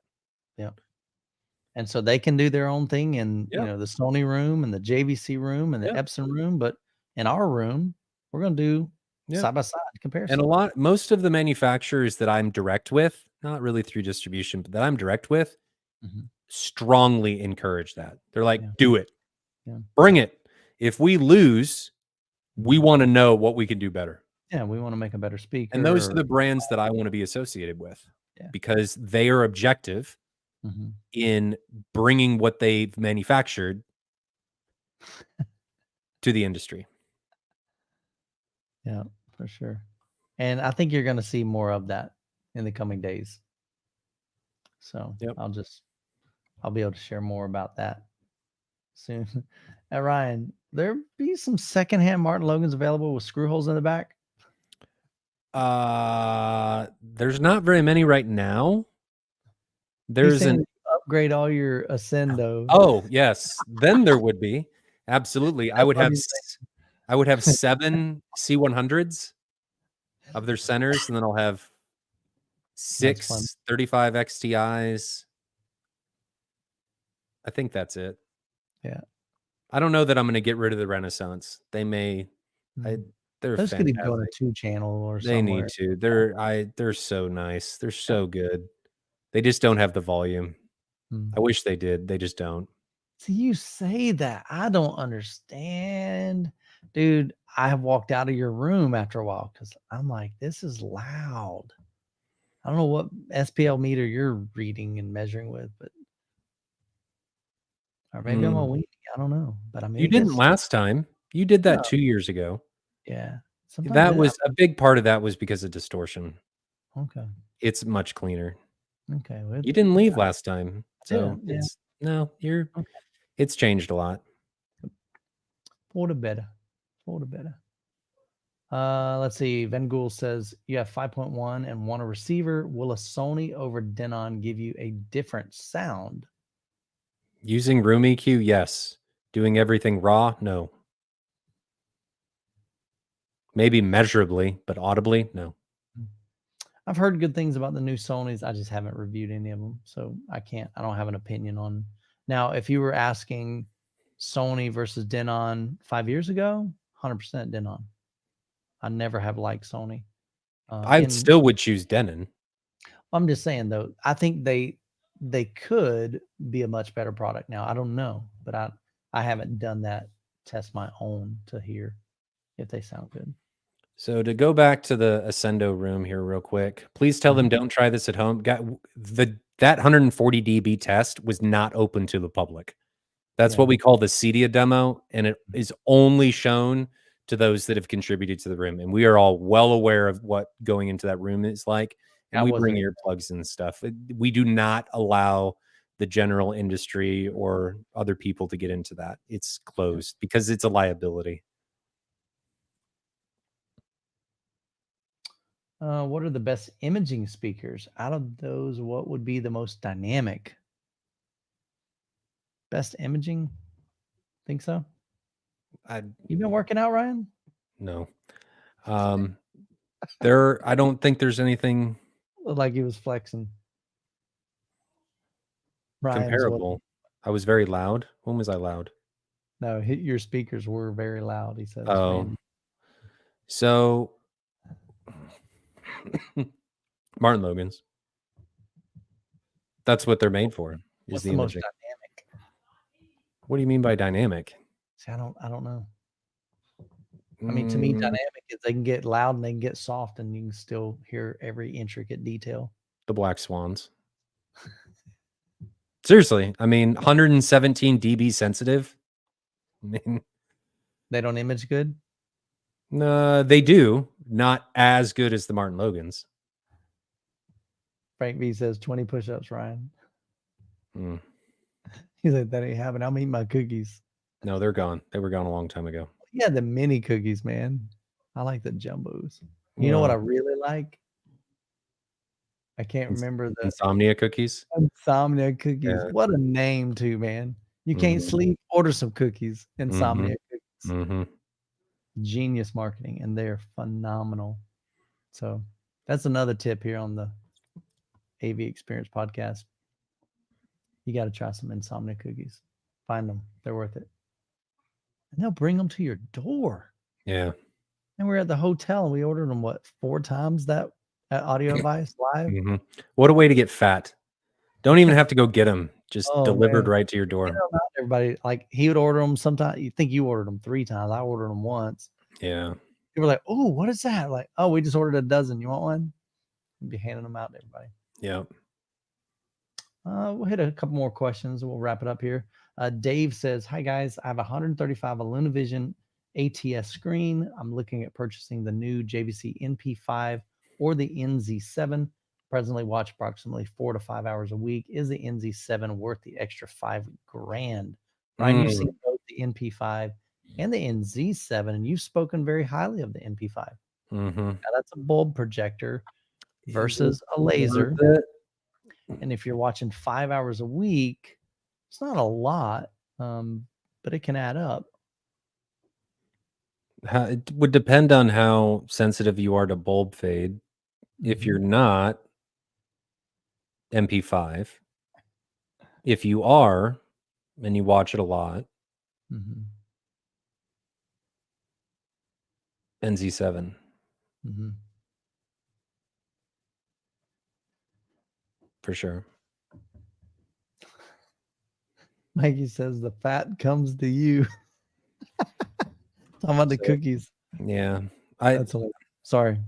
I don't think the NZ7 is worth $5,000 more over the MP5, but it is nice not having to deal with bulb fade. So, if you're fine with dealing with bulb fade and buying new bulbs, NP5. And if you want a new JVC, shoot me an email. We can get you taken Jez care of. says, aren't they only 3,000 different now? I think so. I think they're only 3,000 different. At 3,000, I'd probably go with the NZ7 if that's an okay swing for you. It's just not having to deal with the bulb fade's really nice. Yeah. Dave, reach out to Ryan. Hit us up at midwestavexperience.com/sales. You can get your pricing on both those, and you may be closer than you think. So, Yep. So Smooth says, Ryan, your speakers are great and you have just become accustomed to them, is why I like the imaging. No, I don't think that's it. The Martin Logans, the imaging that they present is in a world. I mean, there's very few speakers that can do it. Perlisten gets very close. The Black Swans get pretty close. Most people that have never listened to Martin Logans that come into my room are astounded. Even guys that have listened to that are heavy into the space are astounded at the imaging, and that where, like, if I turn on Adele, where she is and the sizing that the imaging presents, how spot on it feels. And they swear, they're like, "Are you sure your center channel's not on?" And no, it's just the imaging that the Martin Logans provide. Do they have other drawbacks because of that? Yeah, they do. Because of their narrow dispersion, if you move your head, the imaging changes. So there's always a pro and con for whatever type of speaker you're listening to. And they can't go to reference volume without distorting. Last couple questions. Mikey says, Ryan, if you're deciding on captivators, would you choose sealed or ported? You kind of mentioned that earlier. Yeah. It would depend on the room environment and how many subs I was trying to buy. In an ideal money, no object situation, I would buy multiple 18s and spread them out. But if I just wanted output and I could only do 2 subs or 1 sub, Captivator. The 4,000. I think he's saying the 4,000. Yeah. So 4,000. Yeah. Even the 2,400. And it's only a 6 dB difference between the 24 and the 4,000.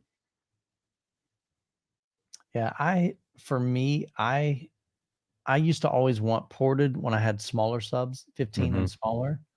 Once I hit 18, I found out that, you know what, I have plenty of output with 2 Captivator RS2s. Those are sealed.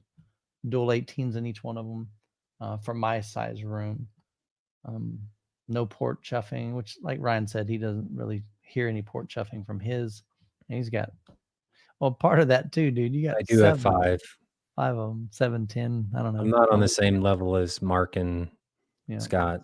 But when I redo the theater, Mm-hmm. because we're going to have to do some underpinning, meaning that we're going to do some foundation work so I can lower the floor in the theater because we're not moving. And that's, if I can do that, I don't want to move. I just want to stay in my house. So we're going to lower the floor. When I do that, I'm going to sell the captivators and I'm going to go to multiple 18s. I think it's a better uniform frequency response. You have more control. They can get lower. The captivators start at 10 hertz. If I go multiple 18s, I can get down to below 5, depending on how many I throw in there.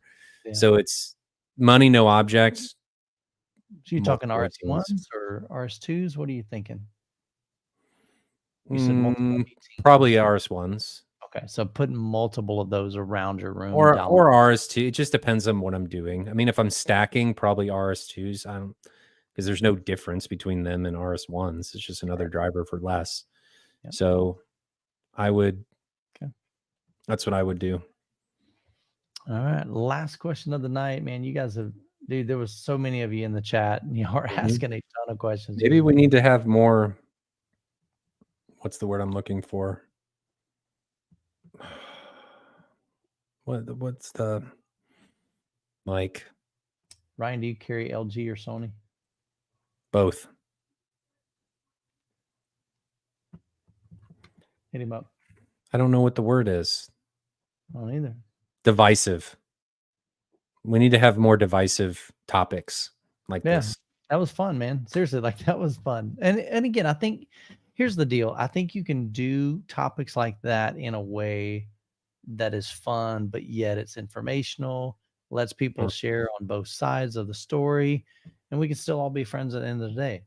Whether you have high end, yeah, I mean, Calvin, I'm not sure mods may help, but the reality is we only have so much time in a day.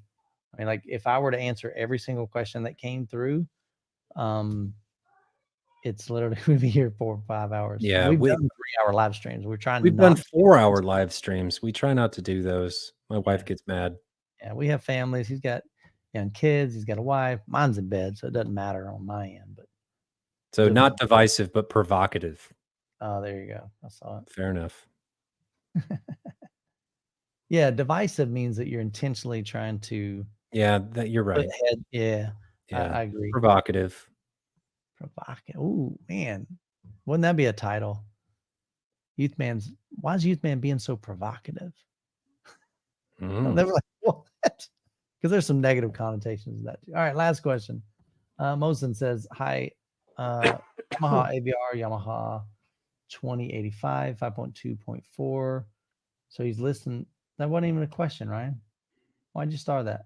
There was a line underneath it. Oh, I didn't see that one. Crap, I know. All you started was that. It doesn't help if we don't know the question. Where is he? I wish we had search. Yeah. He had a question. Mosen. I'm trying to look for his name. Can somebody find that comment in chat? You guys are probably able to use a control find. I can't do it here. Yeah, we can't do it in chat. Where is he? I'm telling you, there's like a bazillion comments. I know. He's here somewhere. You, man. I didn't see you. Kaleidescape is a much more mature product than Zadoo. Just saw you pop in. I wish when you highlighted a comment, it marked it in chat. You in the, oh man. What's his name? I'm scrolling through. I have not found him at all. Where is he? Not sure, guys. That might be. Ryan, before you do some M-Wave cookies giveaway. Before you go do some M-Wave cookies. So I have a question. The giveaway thing kind of made me think about it. It's not a giveaway, but I want to know if people would be interested in this. If we made like runs of shirts with some of the things that we say, I'd like to do nice shirts, not like crappy shirts, but like nice shirts. If we did runs of shirts and we did like a run of 25, would people be interested in getting those? Like just a dumb one that I'd like to get that I was just thinking about was smells like Stewart film screen. Because whenever you open a Stewart screen, it has a very distinctive smell for whatever reason. Or like wet base or all the kinds of things that we come up and talk about. There's so many things that I'd like to have, but not get them on like a crappy cotton shirt that I'll wear once and then it'll shrink in the washer. I'll never be able to wear it again. I'd like to get something. A lot of folks saying yes. I'd get a nice polo. Yes on shirts. Yes on shirts. I like wet base. Depends on how it looks. So Gary says, is this the question? Are there any benefits to adding a power amp? Can you bring up his thing again? Yes. No, because I think I unstarred it. Yes, oh my God. No, you didn't. I did. So he had, oh gosh, I did. I'm going to assume it was an AVR with Klipsch. That was It was a Yamaha AVR Klipsch, like the 8000F speakers. So I do remember that. For most people, probably not. Would you have a benefit? Yeah, especially with the Klipsch, they're quite efficient. I mean, it doesn't take a ton to get them. I think you're also going to encounter distortion before you really start being able to take the benefit of that power, because you start with horns and stuff, you start getting into breakup at certain frequencies and it's just going to become just amplify that fatiguing. Maybe? Well, as you go into higher volumes, you're going to get to it. So I'd say no, I don't think it's worth it. Yeah. You're fine on your AVR. I've never added I've always had efficient speakers, but he said, I just wanted to know if it helps if he adds a power amp. Yeah. No. I've added in the past. I mean, I had a pair sound amp. It was 230 watts a channel, 220 by 5. I've had a B&K amp, 200 by 7. I've had a Sherborne 200 by 7. And every time I added that to the system versus the AVR on a Klipsch system, it wasn't night and day. I mean, my brain told me I heard better separation. But it was probably because it was louder. Yeah. Was that placebo? Don't know. But my brain told me I heard a little bit better separation of musical instruments. One thing I do feel that I believe I felt more of is I did get better bottom end, even at low volumes. So it helped out there, but it wasn't night and day. Matter of fact, the first time I bought that pair sound, that was $750. And talking about like what we were shared earlier, $750 for me 15 years ago when we first moved in this home was huge. And I'm going, oh my gosh, man. Like, I mean, that's a big expense for me, but everybody's saying, man, this is where it's at. It'll change your life. And I got it. And it wasn't that I was disappointed, but I really thought I would hear more of a difference and I didn't. I was kind of like, dang, I just spent $750 that, maybe I shouldn't have. So, yeah. There was something else. Okay, Michael, post the email for Midwest again. The email? What do you mean? Oh, okay. Yeah, I got you. For the sales stuff. Yeah, I got you. Right here. So yeah, if y'all need anything for your home theaters, Ryan's a dealer for a ton of brands. You can hit us up at midwestavexperience.com/sales. Just tell us what you want. And Michael does get a cut of it. I try and take care of Michael. And it's just a referral. So he always hooks me up and sometimes we'll jump on a call with you, help you work through, your thought process and what you're looking for. So definitely glad to help out when we can. There's something I was wanting to throw up here real quick. Well, while you're looking for it, if we did a shirt run, it would be, we wouldn't buy the shirts. We would get the money and then order them. Pre-sales, yeah. Yes. So you'd be able to get whatever size you needed. I think we would have to just design them first, though. At least have that. Yes. What it looks like. Yes, that's correct. And then we'd take pre-orders, and then now, are we shipping these to people, or are we bringing them to M-Wave? Well, I don't know. Because then I don't. Maybe you want to deal with it, but I don't. I got enough on my No, I plate. don't either, but Yeah. depends on what we do. Yeah. Might be something we can do for M-Wave. That Yeah. I could see like, hey, we'll do this, and then people can pre-order and that are gonna, Yeah. pick them up at M-Wave. What was the word that I invented on one of the podcasts? Cinescope? No. Oh man. I'm trying to remember. Let us know in the chat, guys. What did I say? Um, This is my smiling face. yeah, see, Kat says bring them to M-Wave. Me and Jessica can hand them out. Yeah, absolutely. That'd be great. Kat's going to be joining us for M-Wave, and my wife will be there this year. And I think my daughter's even coming, my youngest, Rebecca. There's shirt companies that can ship directly. True. I do that with actually, we do that now with M-Wave, and we do it with Youth Man. Make M-Wave exclusive shirts. Honestly, we have those now. So, I mean, technically, I guess they're not M-Wave exclusive because you can just buy them and they'll ship to you. Mm-hmm. So, yeah, I don't remember what I said either. What was it? Oh, yeah, melodical. Remember that? Melodic. Oh my gosh. Yes. It's not even a word. Maybe we can get, I like melodical speakers. I like melodical. That'll cause some controversy. Maybe you should get a nameplate and call your theater the Melodical. Yeah. Oh man, why is he asking that question? TKC, my experience, I haven't had a real great experience with Emotiva processors. They overpromise and underdeliver.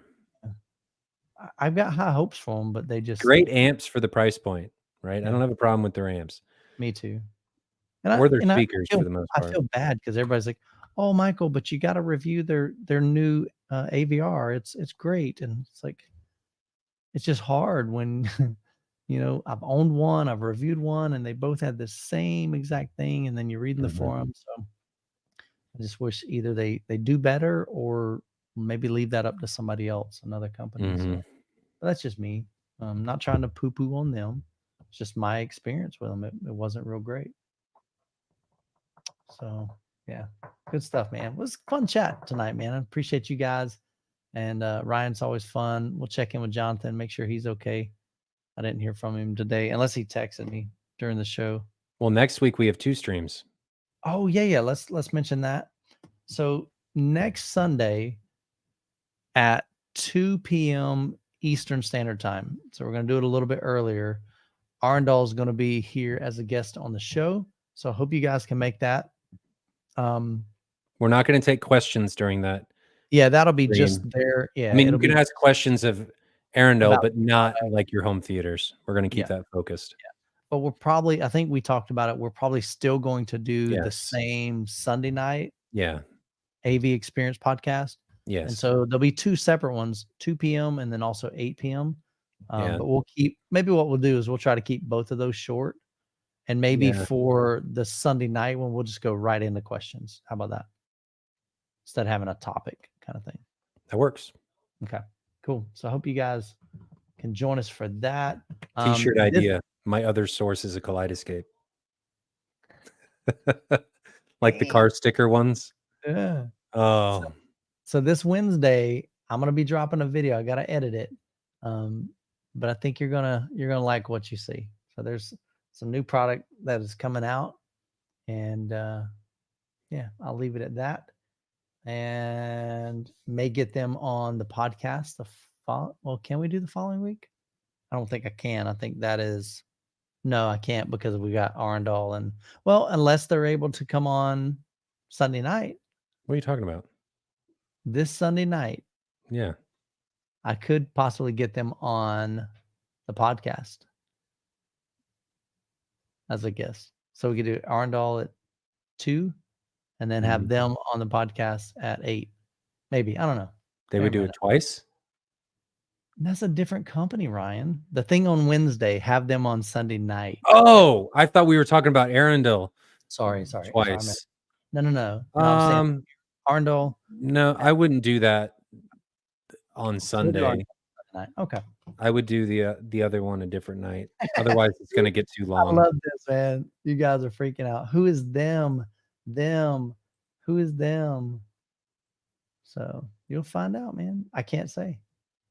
Are you paying Ryan scale? I don't know what that means. What do you mean, Travis? We need names. I love it, dude. I can't share the name right now. So I hope, I don't know that your video is going to talk about everything in depth, but I'll be able to talk about it on Sunday Okay, yeah. more with what he showed me. So Yeah. I think I've it's, got a pretty good did I, you? I mean not like 100%, but yeah, we talked quite a bit. I think So, it's a product that a lot of people are going to, and no, it's not the they them.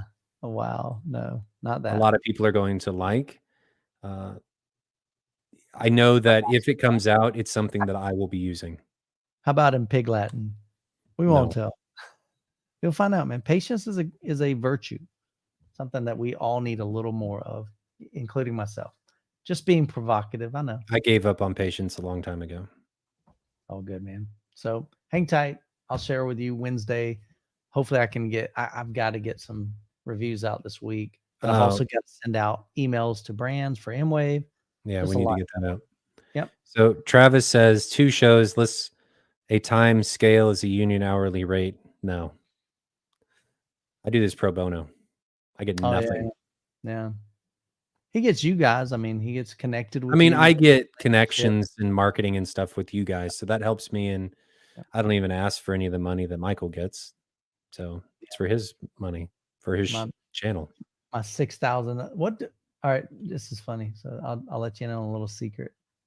Let's see. Let's look at last podcast, just out of curiosity. I The was last talking about like the super chats. Yeah, yeah. super chats, So I'm but just curious. they probably have under 10,000 views. Yeah. So I made $45 on last week's podcast. I So mean, there's not big money in this, it's still but we 20 some bucks an hour. yeah, but we love you guys, man. We don't do it for the money. Money's, I'm not dropping it, brother. Randy, you're gonna have to wait, my man. Yeah. I hope we didn't build it up too much. Nah, you'll enjoy it. Oh, he said I was kidding. When he said 2 shows, double header, you should get scale. See, I'd never heard of that phrase. Scale. We hook each other up. I mean, I built his website for free, and he hooks me up. It's like No, you didn't. I paid you. the original website. You did Yeah. not. You paid me to add to the website. Remember? To add to those. Oh, Yeah. Because remember, I built. You're like, I need a website. I'm like, and I gave you a quote. You're like, oh dang. And I went, I'll just build it for free. because you'd a bomb. And then I hooked him up. So He did. that's what we try to do, man.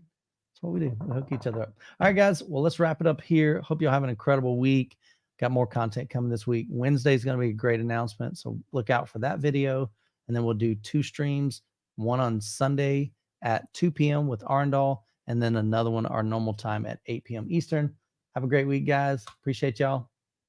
Later.